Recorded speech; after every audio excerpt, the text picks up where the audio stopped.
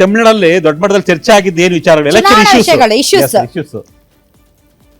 So ಚುನಾವಣಾ ವಿಷಯಗಳು, ಮಹಿಳಾ ಸುರಕ್ಷತೆ, ಮಹಿಳಾ ಅಂಕಿಅಂಶಗಳ ಪ್ರಕಾರ ಅಪರಾಧ ಜಾಸ್ತಿ ಇದೆ ಅಂತ ವಿಪಕ್ಷಗಳು ಹೇಳ್ತಾ ಇದ್ವು. ಬಟ್ ಸರ್ಕಾರ ಇಲ್ಲ, ಅಂಕಿಅಂಶಗಳ ಪ್ರಕಾರ ಅಷ್ಟೇನು ಇಲ್ಲ, ಇಳಿಕೆ ಆಗಿದೆ ಅಂತ ಹೇಳ್ತಾ ಇದ್ರು. ಬಟ್ ಡೆಫಿನೆಟ್ಲಿ ಮಹಿಳೆಯರೇ ಟಾರ್ಗೆಟ್ ಈಸ್ ಮಹಿಳೆಯರು. ಸೊ ಮಹಿಳೆಯರಿಗೆ ಸಂಬಂಧಪಟ್ಟಂತಹ ವಿಷಯಗಳು.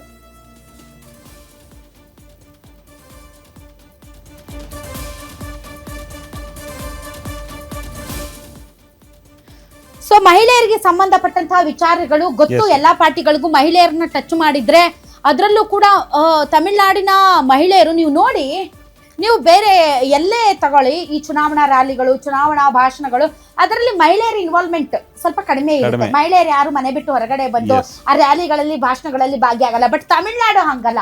ತಮಿಳುನಾಡಲ್ಲಿ ಹೆಣ್ಮಕ್ಳು ಮುಂದೆ ಇರ್ತಾರೆ. ಸೊ ಹೆಣ್ಮಕ್ಳು ಅಲ್ಲಿ ತುಂಬಾ ಜಾಗೃತಿ, ಪೊಲಿಟಿಕಲ್ ಅವೇರ್ನೆಸ್ ಜಾಸ್ತಿ ಅವರಿಗೆ, ಮತ್ತೆ ತುಂಬಾ ಭಾವುಕತೆ. ನಾವು ನೋಡಿದ್ವಲ್ಲ ಇವರು ವಿಜಯ್ದು ರ್ಯಾಲಿಯಲ್ಲಿ ಯಾವ ರೀತಿ ಕಾಲ್ ತುಳಿತ ನಡೀತದೆ. ತದನಂತರ ಅವರು ಪಾಪ ದೊಡ್ಡ ದೊಡ್ಡ ರ್ಯಾಲಿಗಳಿಗೆ ಭಾಗವಹಿಸಕ್ಕೆ ಆಗಿಲ್ಲ ವಿಜಯ್ಗೆ.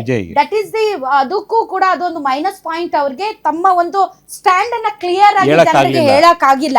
ಸೊ ಹೀಗಾಗಿ ಮಹಿಳೆಯರ ವಿಚಾರ ಅಂದ ತಕ್ಷಣ ಮಹಿಳೆಯರಲ್ಲಿ ರಿಯಾಕ್ಟ್ ಆಗ್ತಾರೆ ಅಂತ ವಿಪಕ್ಷಗಳು ಆಡಳಿತ ಪಕ್ಷದ ವಿರುದ್ಧ ಪ್ರಮುಖವಾಗಿ ಅಲ್ಲಿ ಉಪಯೋಗಿಸಿದಂತ ಅಸ್ತ್ರ ಮಹಿಳಾ ಅಸ್ತ್ರ. ನೆಕ್ಸ್ಟ್ ಈಸ್ ಭ್ರಷ್ಟಾಚಾರ. ಸೊ ಈಗ ಇವರು ಸ್ಟಾಲಿನ್ಗೆ ಈ ಭ್ರಷ್ಟಾಚಾರ ಮತ್ತು ಕೆಲವೊಂದು ಸಣ್ಣ ಪುಟ್ಟ ವಿಚಾರಗಳು ಬಿಟ್ಟರೆ ತುಂಬಾ ಸಿಟ್ಟಿದ್ದಂಗಿಲ್ಲ ಜನರಿಗೆ. ತುಂಬಾ ಆಡಳಿತ ವಿರೋಧಿ ಅಲೆ ತರ. ನಮ್ ಕಾಂಗ್ರೆಸ್ ಪಾರ್ಟಿಗೆ 3 ವರ್ಷದಲ್ಲಿ 3 ಲೋಕ ತೋರಿಸಿದ್ರಲ್ಲ, ಆ ತರದ ಒಂದು ತೀರಾ ಕೆಟ್ಟದಾದಂತಹ, ಸಾಂಪ್ರದಾಯಿಕವಾಗಿ ಅವರಿಗೆ ಈ ಪರಿವಾರವಾದ ಮತ್ತು ಭ್ರಷ್ಟಾಚಾರ ಬಿಟ್ರೆ ತುಂಬಾ ಸಿಟ್ಟು. ಅಂದ್ರೆ ಬಟ್ ಅಗೇನ್ ಮೇಡಮ್, ಈ ಭ್ರಷ್ಟಾಚಾರ ವಿಚಾರಕ್ಕೆ ಬಂದ್ರೆ, ಅಣ್ಣಾಮಲೈ ಬಿಜೆಪಿ ಅಧ್ಯಕ್ಷ ಆಗಿರ್ಬೇಕಾದ್ರೆ ತಮಿಳುನಾಡಲ್ಲಿ ಸಾಕಷ್ಟು ಎಕ್ಸ್ಪೋಸ್, ಡಿಎಂಕೆಯ ಸಾಕಷ್ಟು ಹಗರಣಗಳನ್ನ, ಸಾಕಷ್ಟು ಭ್ರಷ್ಟಾಚಾರವನ್ನ ಅವ್ರು ಎಕ್ಸ್ಪೋಸ್ ಮಾಡಿದ್ರು. ಈ ಇಲಾಖೆಯಲ್ಲಿ ಹಿಂಗಾಗಿದೆ, ಪ್ರತಿಯೊಂದನ್ನು ಕೂಡ ವಿತ್ ಡಾಕ್ಯುಮೆಂಟ್ ತೋರಿಸಿದ್ರು. ಅದನ್ನ ಎನ್ಕ್ಯಾಶ್ ಮಾಡ್ಕೊಳ್ಳೋದಕ್ಕೆ ಇವರು ವಿಫಲ ಆದ್ರು ಅನ್ಸುತ್ತೆ ಮೋಸ್ಟ್ಲಿ ಎಐಡಿಎಂಕೆ ಮತ್ತೆ ಬಿಜೆಪಿ ಚುನಾವಣಾ ಟೈಮಲ್ಲಿ. ಅಣ್ಣಾಮಲೈ ಈಗ ಎಲ್ಲಿದ್ದಾರೆ? ಬಿಜೆಪಿಯಲ್ಲಿ ಇದಾರೆ, ತಮಿಳುನಾಡಲ್ಲಿ ಇದಾರೆ. ಎಲೆಕ್ಷನ್ ನಿಂತ್ಕೊಳ್ಳಿಲ್ಲ, ನಾವು ನಿಂತ್ಕೊಳ್ಳೋದಿಲ್ಲ ಅಂತ ಹೇಳಿದ್ರು. ಟಿಕೆಟ್ ಕೊಡ್ಲಿಲ್ಲ, ನಿಂತ್ಕೊಳ್ಳಿಲ್ಲ, ಗೊತ್ತಿಲ್ಲ. ಬಿಜೆಪಿ ಅಧ್ಯಕ್ಷ ಅಂತ ತೆಗೆದಾಕಿದ್ರು. ಸೊ ಬಿಕಾಸ್ ಆಫ್ ಎಐಡಿಎಂಕೆ ಜೊತೆಗಿನ ಒಂದು ಹೊಂದಾಣಿಕೆ ಆಗ್ಬೇಕಾಗಿತ್ತು. ಹಾಗಾಗಿ ಅಣ್ಣಾಮಲೈನ ಪಕ್ಕಕ್ಕಿಟ್ರು. ಸೊ ಅಲ್ಲಿಗೆ ಪಾಪ ಅವ್ರು ತಂದಂತ ಡಾಕ್ಯುಮೆಂಟ್ಸ್, ಅವ್ರು ಕ್ರಿಯೇಟ್ ಮಾಡಿದಂತಹ ಒಪಿನಿಯನ್ ಎಲ್ಲ ಇದಾಯ್ತು. ಆಮೇಲೆ ಉಚಿತ ಗ್ಯಾರಂಟಿಗಳು ಇಲ್ಲಿಯವರೆಗೆ ನಾವು ಅದನ್ನೇ ಚರ್ಚೆ ಮಾಡಿದ್ದೇವೆ. ಇನ್ನುಳಿದಂತೆ ಮಹಿಳಾ ಮೀಸಲಾತಿ ಮತ್ತು ಡಿಲಿಮಿಟೇಷನ್. ಸೊ ಯಾವಾಗ ಈ ಡಿಲಿಮಿಟೇಷನ್ ಅನ್ನೋದು ಬಂತೋ, ಸ್ಟಾಲಿನ್ ಅವರು ಅದನ್ನ ಎನ್ಕ್ಯಾಶ್ ಮಾಡ್ಕೊಳ್ಳೋಕೆ ಸಖತ್ತಾಗಿ ಅವರು ಟ್ರೈ ಮಾಡಿದ್ರು. ಕಪ್ಪು ವಸ್ತ್ರವನ್ನ ಧರಿಸಿ ಬೀದಿ ಬೀದಿಯಲ್ಲಿ ಪ್ರಚಾರ ಮಾಡಿದ್ರು ಮತ್ತು ಪ್ರೊಟೆಸ್ಟ್ಗಳು ನಡೀತು.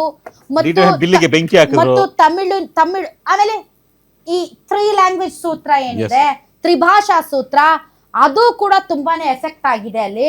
ಹೀಗಾಗಿ ಈಗ ಈ ಮೈತ್ರಿ ಪಕ್ಷಗಳಲ್ಲಿ ಈ ವಿಜಯ್ ಅವ್ರಿಗೆ ಬಿಜೆಪಿನೇ ಒಂದ್ ಸ್ವಲ್ಪ ಮೈನಸ್ ಪಾಯಿಂಟ್ ಆಗ್ಬಹುದೇನೋ, ಗೊತ್ತಿಲ್ಲ, ಐ ಡೋಂಟ್ ನೋ. ಬಟ್ ಇವು ಚುನಾವಣಾ ವಿಷಯಗಳು ಅಲ್ಲಿರುವಂತದ್ದು. ಸೊ ಈಗ ಅತಿಥಿಗಳು ಜಾಯಿನ್ ಆಗಿದ್ದಾರೆ, ಬನ್ನಿ ಅವ್ರನ್ನ ವೆಲ್ಕಮ್ ಮಾಡೋಣ. ನಮ್ಮೊಂದಿಗೆ ಇದ್ದಾರೆ ಬಿಜೆಪಿಯ ನಾಯಕರು ಮತ್ತು ವಕ್ತಾರರು ಅಶೋಕ್ ಗೌಡ್ರು. ಸರ್, ತಮಗೆ ಸ್ವಾಗತ. ಇನ್ನು ನಮ್ಮೊಂದಿಗೆ ಜಾಯಿನ್ ಆಗಿದ್ದಾರೆ ಹಿರಿಯ ಪತ್ರಕರ್ತರು ಮತ್ತು ರಾಜಕೀಯ ವಿಶ್ಲೇಷಕರು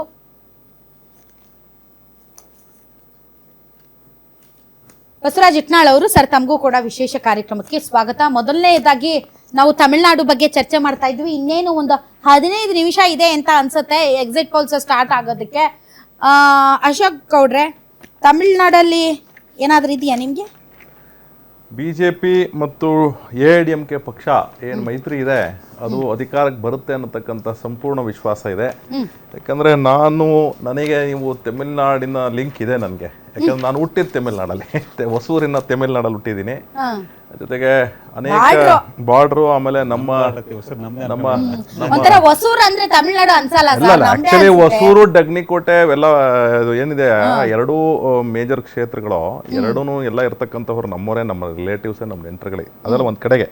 ಆದರೆ ತಮಿಳ್ನಾಡಿನ ನಾವು ಫುಲ್ ಅನಾಲಿಸಿಸ್ ಮಾಡ್ಕೊಂಡು ಬಂದಾಗ ನೋಡಿ, ಒಂದು ತಮಿಳ್ನಾಡಲ್ಲಿ ತಾವು ಹೇಳ್ದಂಗೆ 1971 ಹಿಡ್ಕೊಂಡು 1987 MGR ಅವರು ಅಲ್ಲಿ ಚೀಫ್ ಮಿನಿಸ್ಟರ್ ಆಗಿದ್ರು. ಅದಕ್ಕಿಂತ ಹಿಂದೆ ಮ್ಯಾಕ್ಸಿಮಮ್ ಡೆವಲಪ್ಮೆಂಟ್ ಆಗಿದೆ ಕಾಮರಾಜ್ ಅವರ ಟೈಮಲ್ಲಿ. ಅಣ್ಣಾ ಬರ್ತಾರೆ, DMK ಬರುತ್ತೆ, ಅದಾದಮೇಲೆ ಒಂದು ರಾಜಕೀಯ ಧ್ರುವೀಕರಣಗಳಾಗ್ತದೆ. ಅದಾದಮೇಲೆ ನಾವು 1987 ಅವ್ರು ತೀರೋದ್ಮೇಲೆ, MGR ತೀರೋದ್ಮೇಲೆ ಅವ್ರ ಹೆಂಡತಿ ಕೆಲವು ದಿನಗಳ ಚೀಫ್ ಮಿನಿಸ್ಟರ್ ಆಗುತ್ತೆ. ತದನಂತರದಲ್ಲಿ ಪಾರ್ಟಿ ಏನು ಜಯಲಲಿತಾ ಅವ್ರ ಕೈಗೆ ಹೋಗುತ್ತೆ, ಮತ್ತೆ ರೊಟೇಷನ್ ಬಂದ್ಬಿಡುತ್ತಲ್ಲಿ, ಎಕ್ಸೆಪ್ಟ್ ಫಾರ್ 2016. ಅದು ಆಗಲೇ ತಾವು ಹೇಳ್ತಾ ಇದ್ರಿ, 2016 ಬಿಟ್ಟು ಮಿಕ್ಕಿದೆಲ್ಲ ರೊಟೇಷನ್. ಆಮೇಲೆ ಪರ್ಸೆಂಟೇಜ್ ಆಫ್ ವೋಟ್ ಏನಿದೆ, it has remain constant with DMK and ADMK. ಅಂದರೆ ಸ್ವಿಂಗ್ ಬಿಟ್ಟು, ಸ್ವಿಂಗ್ ವೋಟ್ಸ್ ಏನಿದೆ 10% ಸ್ವಿಂಗ್ ವೋಟ್ಸ್ ಇರುತ್ತಲ್ಲಿ. ನಮ್ಮ ಕರ್ನಾಟಕದಲ್ಲಿ 2% 3% ಸ್ವಿಂಗ್ ವೋಟ್ಸ್ ಇದ್ದರೆ, ಅಲ್ಲಿ ಸ್ವಿಂಗ್ ವೋಟ್ಸ್ ಏನಿದೆ minimum to minimum 6% going up to around 16% swing votes ಇರುತ್ತೆ. It's a very rare thing. ಆಮೇಲೆ ತಾವು ಹೇಳ್ದಂಗೆ ಅಲ್ಲಿ ಕಾಸ್ಟ್ ಪೊಲಿಟಿಕ್ಸ್ ವರ್ಕ್ ಆಗಲ್ಲ. ಆದರೆ ಗಮನಾರ್ಹವಾದಂಥ ವಿಚಾರ ಏನು ಅಂತಾರೆ, 2016 ಆದಮೇಲೆ ಅಂದರೆ ಇಲ್ಲ, ಎರಡೂ ಈಗ ವರ್ಕ್ ಆಗ್ತಿದೆ ಅಂತ ಹೇಳ್ತಾ ಇದ್ದೀನಿ. ಹೆಂಗೆ ಅಂದರೆ, ಈಗ ಏನಾಗಿದೆ ಅಂತ ಹೇಳಿದ್ರೆ 2016ವರೆಗೂ ಜಯಲಲಿತಾ ಅವರು ಕಂಟೆಸ್ಟ್ ಇರೋವರೆಗೂ ಸಹ ಅಲ್ಲಿ ಕಾಸ್ಟ್ಗೆ ತುಂಬ ಇಂಪಾರ್ಟೆನ್ಸ್ ಇರಲಿಲ್ಲ, ಸೆಲೆಬ್ರಿಟಿ ಸ್ಟೇಟಸ್ಗೆ ಮತ್ತು ಅವ್ರಿಗೆಲ್ಲ ಇಂಪಾರ್ಟೆನ್ಸ್ ಇತ್ತು. ಈಗ ತಾವೇ ಹೇಳ್ದಂಗೆ ಕರುಣಾನಿಧಿನೂ ಇಲ್ಲ, ಜಯಲಲಿತಾನೂ ಇಲ್ಲ. ಆದರೆ ಲೋಕಲ್ ಲೀಡರ್ಸ್ ಏನಿದ್ದಾರೆ, ಉದಾಹರಣೆಗೆ Konganadu, Tamilnadu can be divided into 8 parts.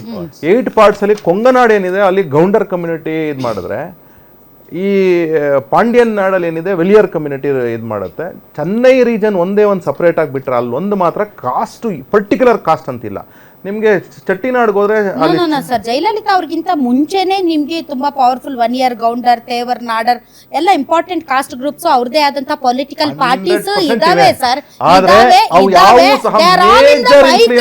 ಅಲ್ಲ, ಅವರು ಮೈತ್ರಿಯ ಜೊತೆಗೆ ಇದ್ದದ್ರಿಂದ ನಮ್ಗೆ ತುಂಬಾ ಮೇಜರ್ ಇನ್ಫ್ಲೂಯೆನ್ಸ್ ಇರಲಿಲ್ಲ. Major influence for there parties ಇತ್ತು, ಅಲಯನ್ಸ್ ಅಲ್ಲಿ ಇತ್ತು.